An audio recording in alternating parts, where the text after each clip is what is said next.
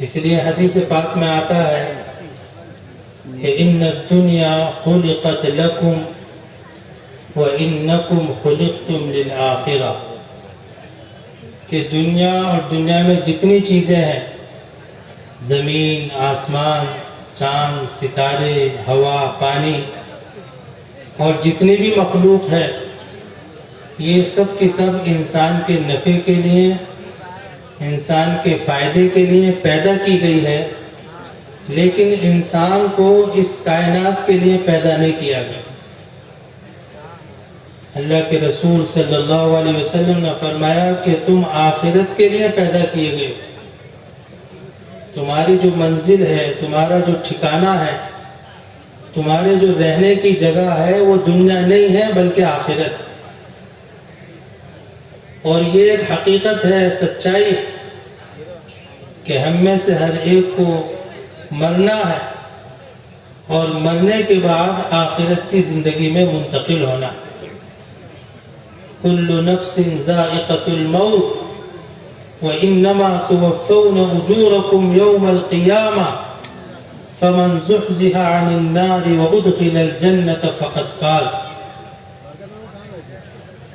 کہ ہر نفس کو موت کا ذائقہ چکھنا ہے، اور جیسی تم نے دنیا میں زندگی گزاری ہے اس کے اعتبار سے تمہارا فیصلہ کیا جائے گا۔ بس جو جہنم سے بچا لیا گیا اور جنت میں داخل کر دیا گیا وہ کامیاب۔ تو مرنے کے بعد کی جو زندگی ہے یہ برحق ہے۔ اسی لیے جو بنیادی عقائد ہیں ان میں سے ایک عقیدہ بعث بعد الموت کا ہے، کہ مرنے کے بعد اللہ تعالیٰ ساری انسانیت کو زندہ کریں گے اور پھر ان کا حساب لیا جائے گا، اور اسی کے اعتبار سے جنت اور جہنم کا فیصلہ سنایا جائے گا۔ آپ صلی اللہ علیہ وسلم نے جب بعث بعد الموت کے عقیدے کو لوگوں کے سامنے بیان کیا تو جو آپ پر ایمان نہیں لائے تھے ان کا اعتراض یہ تھا کہ اَإِذَا مِتْنَا وَكُنَّا تُرَابًا وَعِظَامًا أَإِنَّا لَمَبْعُوثُونَ، کہ جب ہم مر جائیں گے، مٹی میں مل جائیں گے، ہم سب کی ہڈیاں چورا چورا ہو جائیں گی، تو کیا ہم دوبارہ سے زندہ کیے جائیں گے؟ ہیہات ہیہات لما توعدون، یہ تو بہت دور کی بات ہے، یہ بات ہماری سمجھ میں نہیں آتی۔ بلکہ یوں کہہ دیا کرتے تھے ان ہی الا حیاتنا الدنیا نموت ونحیا وما نحن بمبعوثین، بس جو زندگی ہے دنیا ہی کی ہے، یہی جینا ہے، یہی مرنا ہے، اور کوئی ہمیں نہیں اٹھائے گا۔ یہ تو سب من گھڑت باتیں ہیں۔ تو اس طرح کی باتیں کہا کرتے تھے۔ اللہ تعالیٰ نے قرآن مجید کے اندر مختلف انداز سے یہ سمجھایا ہے کہ تم اس دھوکے میں مت رہو کہ تمہاری جو زندگی ہے دنیا کی وہ زندگی اصل ہے، تمہاری اصل زندگی آخرت ہی کی۔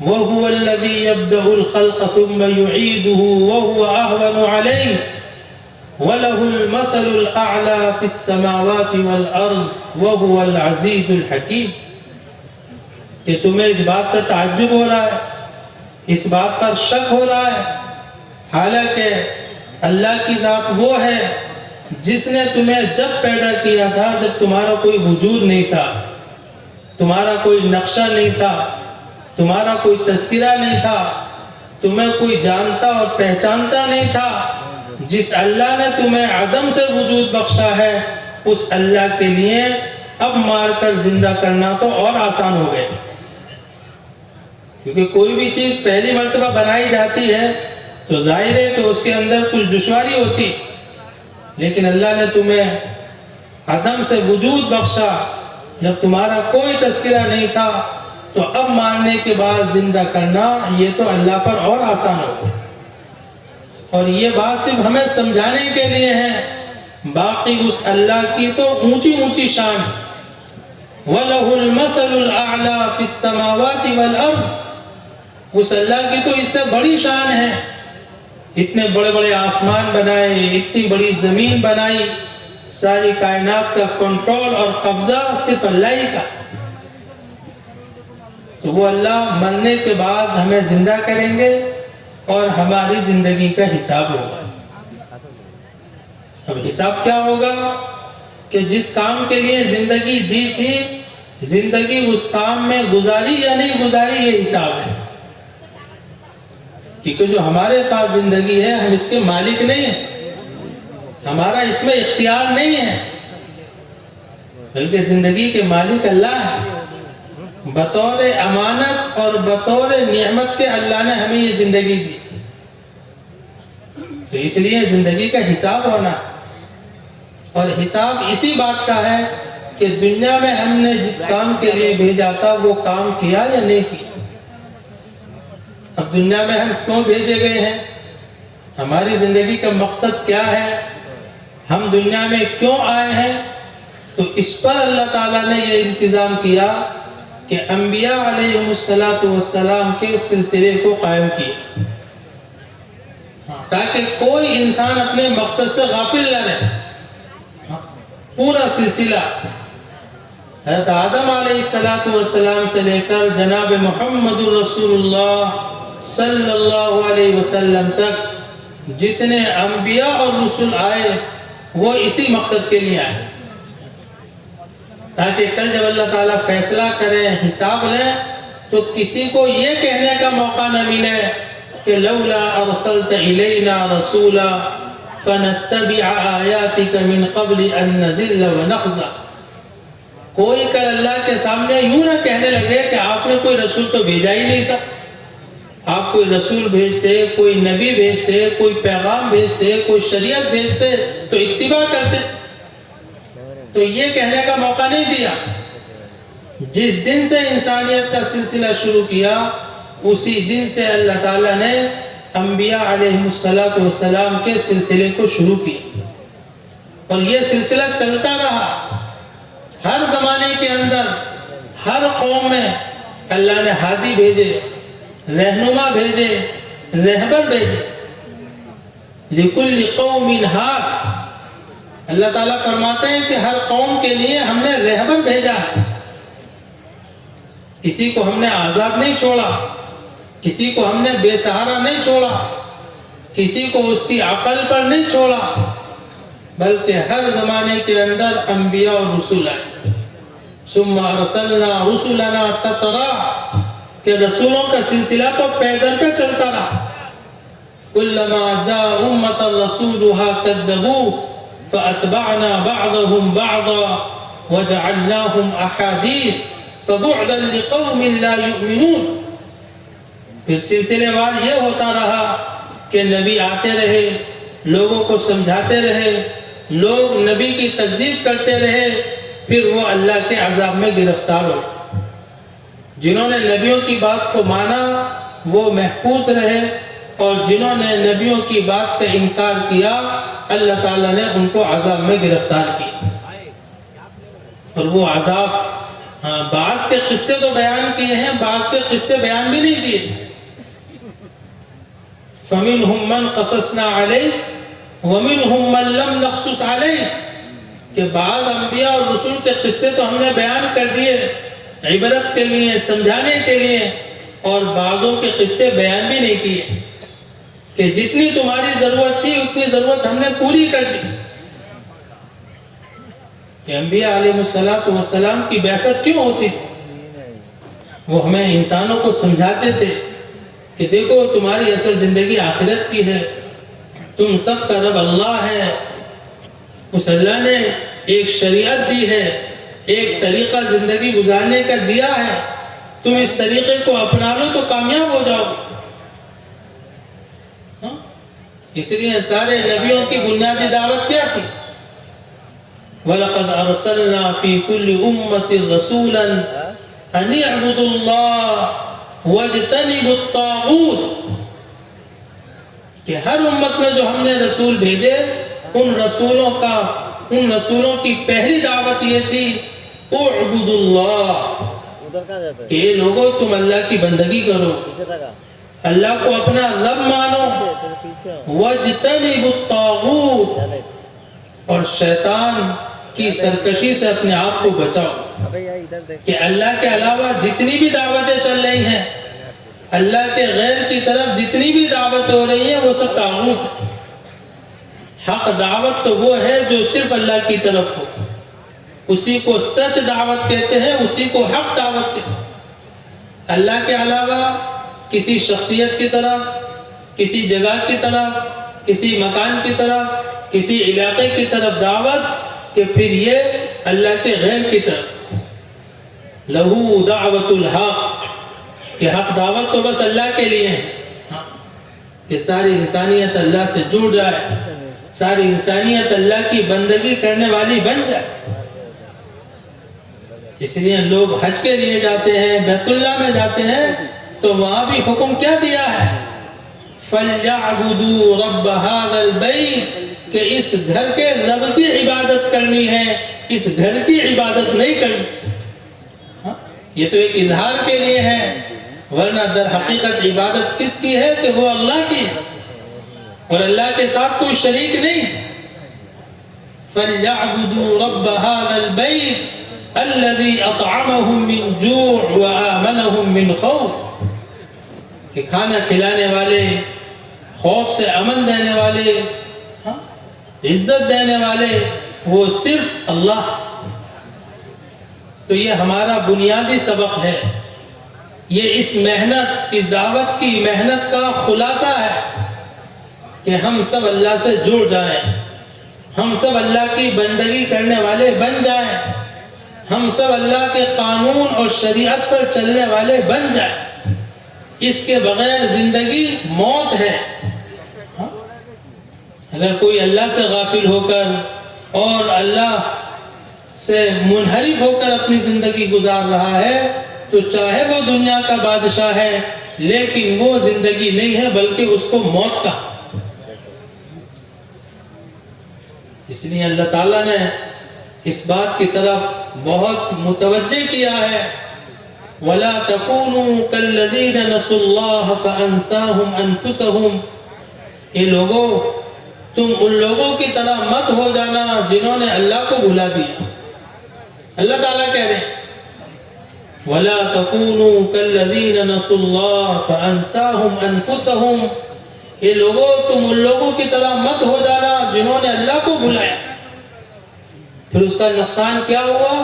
فَأَنسَاهُمْ أَنفُسَهُمْ، اللہ نے ان کو ان کے نفع نقصان سے بھلا دیا. پھر وہ سمجھتے ہی نہیں کہ ہماری زندگی کا مقصد کیا. وہ دنیا کی ترقی کو، دنیا کی دوڑ پھوٹ کو، دنیا کی زیب و زینت کو، دنیا کے آرام اور آسائش کو وہ ترقی سمجھ رہے ہیں، حالانکہ یہ ترقی نہیں، یہ ترقی کا دھوکہ ہے. ایمان والے کی ترقی تو اللہ کی بندگی کرنے میں ہے، ایمان والے کی ترقی تو اللہ کے حکموں کو پورا کرنے میں ہے، ایمان والے کی ترقی اللہ کے قانون پر چلنے میں.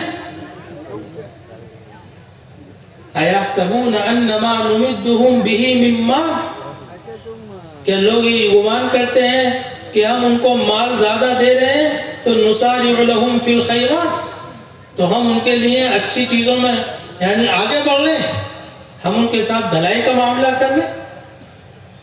یہ گمان غلط ہے. اللہ جس کے ساتھ بھلائی کا ارادہ کرتے ہیں، اللہ جس کے ساتھ خیر کا ارادہ کرتے ہیں، اس کے دل میں اپنی محبت پیدا کر دیتے ہیں، اس کو دین کی سمجھ عطا فرماتے ہیں، اس کو دین پر چلنے کی توفیق عطا فرماتے ہیں. یہ علامت ہے اس بات کی کہ اللہ نے ہمارے ساتھ بھلائی کا ارادہ کیا. ہم نے مال و دولت، یہ تو اللہ نے اپنے نافرمانوں کو بہت دیا. بھلائی کا ارادہ کس کے ساتھ کیا جاتا ہے؟ ان الذین هم من خشیۃ ربهم مشفقون، جو اپنے رب سے ڈر کر زندگی گزارتے ہیں. والذین هم بآیات ربهم یؤمنون، جو اپنے رب کی آیتوں پر ایمان لاتے ہیں. والذین یؤتون ما آتوا وقلوبهم وجلۃ انهم الی ربهم راجعون، اور جو اللہ کی نسبت پر خرچ کرتے ہیں اور ان کے دل ڈرے رہتے ہیں کہ ایک دن ہم سب کو اللہ کے پاس جانا.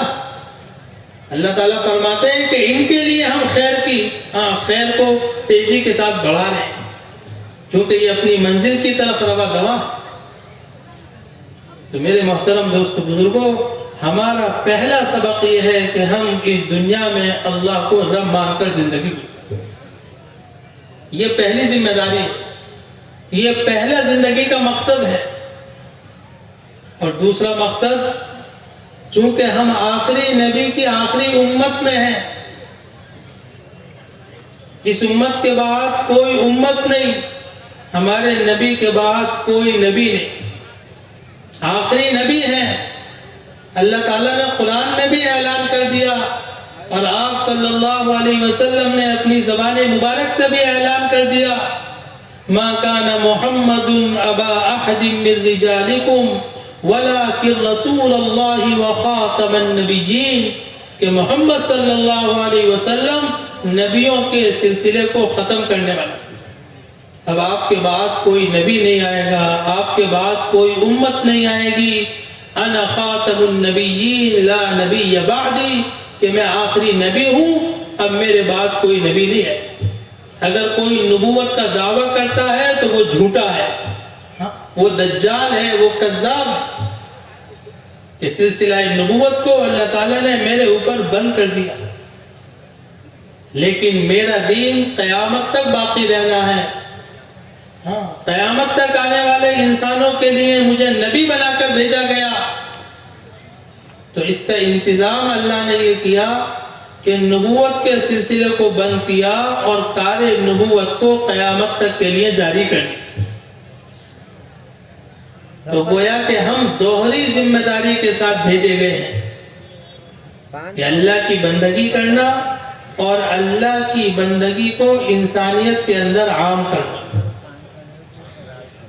یہ دونوں کام اور دونوں ذمہ داریاں یہ برابر کی ہیں کہ ہم اللہ کی بندگی کو انسانیت میں زندہ کریں.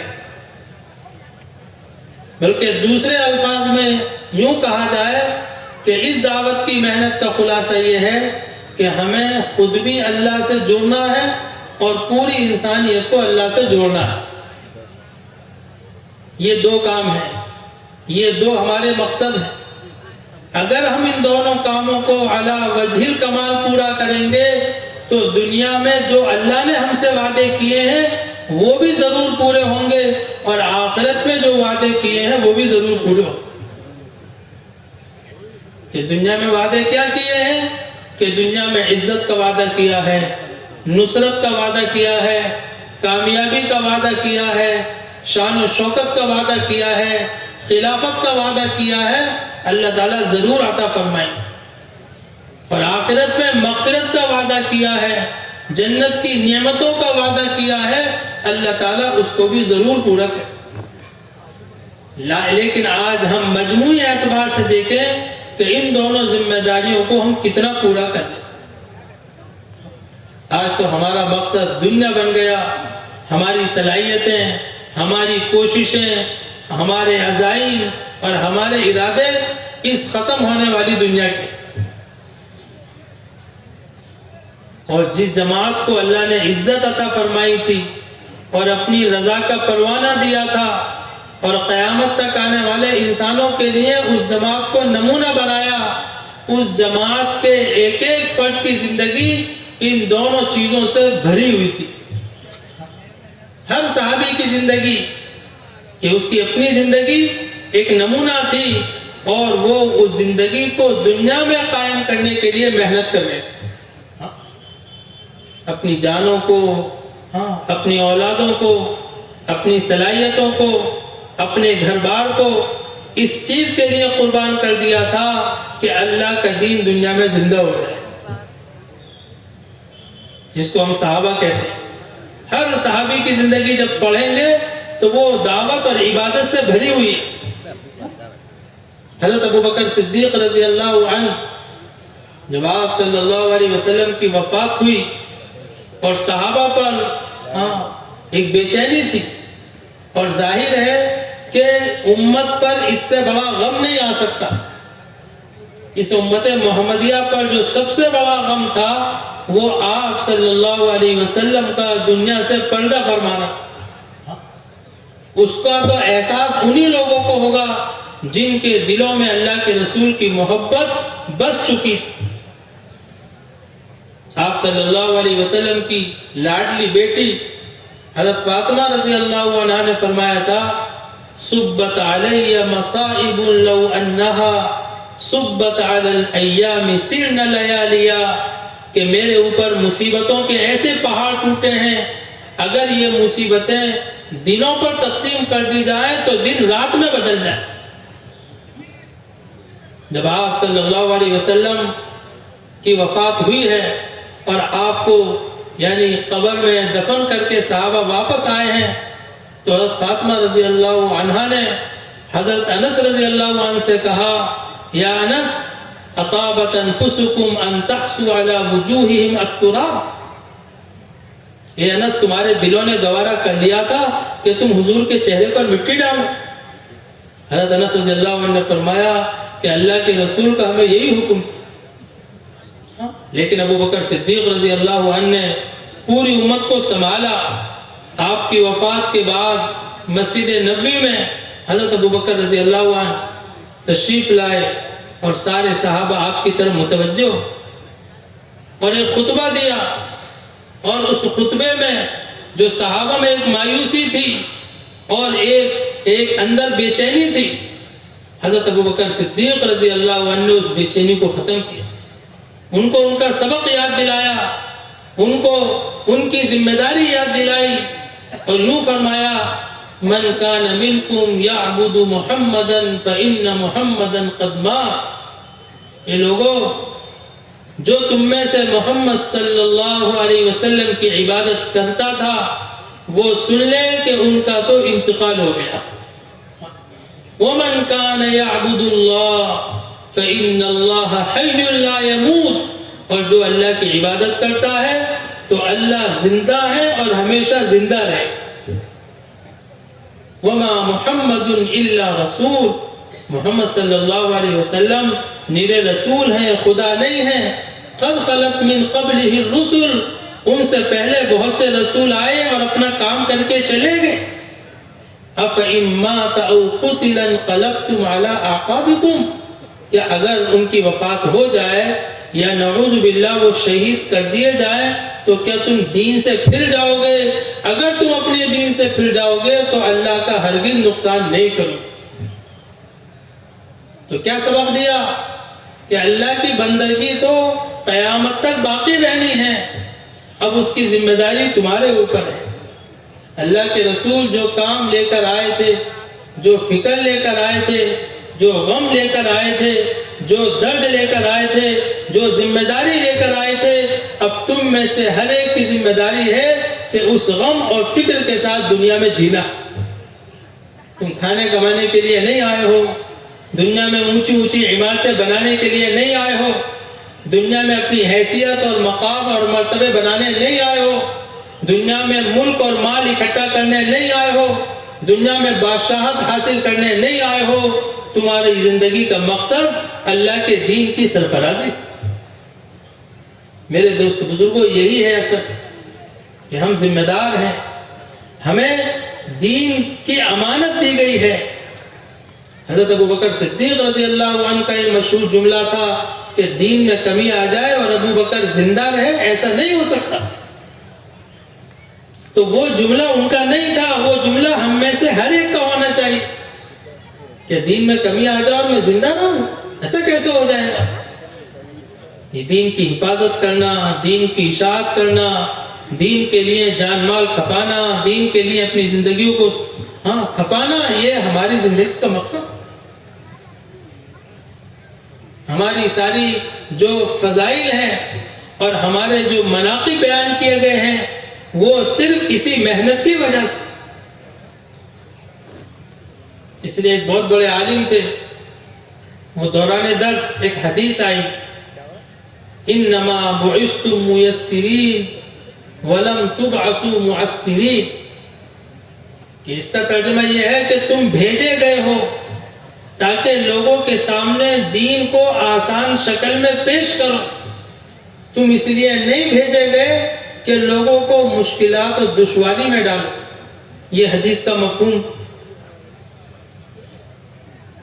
تو انہوں نے اس کی تشریح میں فرمایا کہ تم بھیجے گئے ہو، اس سے یہ بات معلوم ہوتی ہے کہ جس طرح انبیاء علیہ السلام مبعوث ہوتے تھے ایک خاص مقصد کے لیے، اسی طرح یہ امت محمدیہ بھی مبعوث ہے.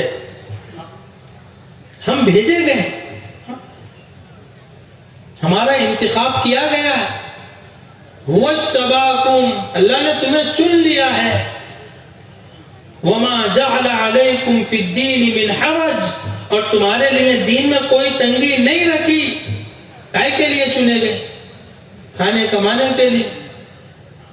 ہمارا انتخاب کیا گیا ہے دین کے لیے، دین کی محنت کے لیے، اللہ کی بندگی کو دنیا میں زندہ کرنے کے لیے ہمیں چنا گیا. اور اس میں ایسے نہیں کہ بس رسمی انداز میں کام کر لیا کہ جی ہم سے تو ہوتا نہیں، بس اتنا کافی ہے. نہیں، جب تک اس کا حق ادا نہیں ہوگا اللہ کی مدد کے ہم مستحق نہیں ہوں گے. یہ کوئی کھیل تماشا نہیں ہے. دنیا کو تو کھیل تماشا کہا ہے، لیکن دین یہ کوئی کھیل تماشا نہیں ہے، یہ زندگی کا مقصد. لیکن لوگوں نے الٹا کر دیا کہ جو زندگی کا مقصد تھا اس کو تو کھیل تماشا کر دیا، اور جس کے لیے ہم پیدا نہیں کیے گئے تھے اس کو مقصد بنا لیا. اور یہ آنکھیں کھلیں گی، یہ حقیقت ہمارے سامنے اجاگر ہوگی جب اللہ تعالیٰ قیامت کے دن فیصلہ فرمائیں گے. تو لوگ کہیں گے کہ بھئی یہ معاملہ ہمارے ساتھ کیوں کیا جا رہا ہے؟ تو یہی جواب ہوگا الذین اتخذوا دینہم لعبا ولہوا وغرتہم الحیات الدنیا، کہ تم نے اپنے دین کو مذاق بنا لیا تھا، تم نے اپنے دین کو کھیل تماشا بنا لیا تھا، تم دنیا کی زندگی میں اندھے ہو گئے تھے. وغرتہم الحیات الدنیا فَالْيَوْمَ نَنْسَاهُمْ كَمَا نَسُوا لِقَاءَ يَوْمِهِمْ هَذَا، آج ہم بھی تمہیں بھلا دیتے ہیں جیسے دنیا کے اندر تم نے ہمارے دین کو بھلا دیا تھا. اللہ ہم سب کی حفاظت فرمائے. اس لیے میرے دوست بزرگوں، یہ اجتماعات اور یہ نقل و حرکت اور یہ ساری محنت، یہ اس احساس کو پیدا کرنے کی، یہ بھی کوئی رسم نہیں ہے کہ ہم دعا میں شرکت کر کے بس ہماری مغفرت ہو جائے. مغفرت کا تعلق بھی محنت سے ہے کہ جب ہم دین کی محنت کریں گے تو پھر اللہ تعالیٰ کا پہلا وعدہ یہ ہے کہ اللہ ہماری مغفرت کر دے گی.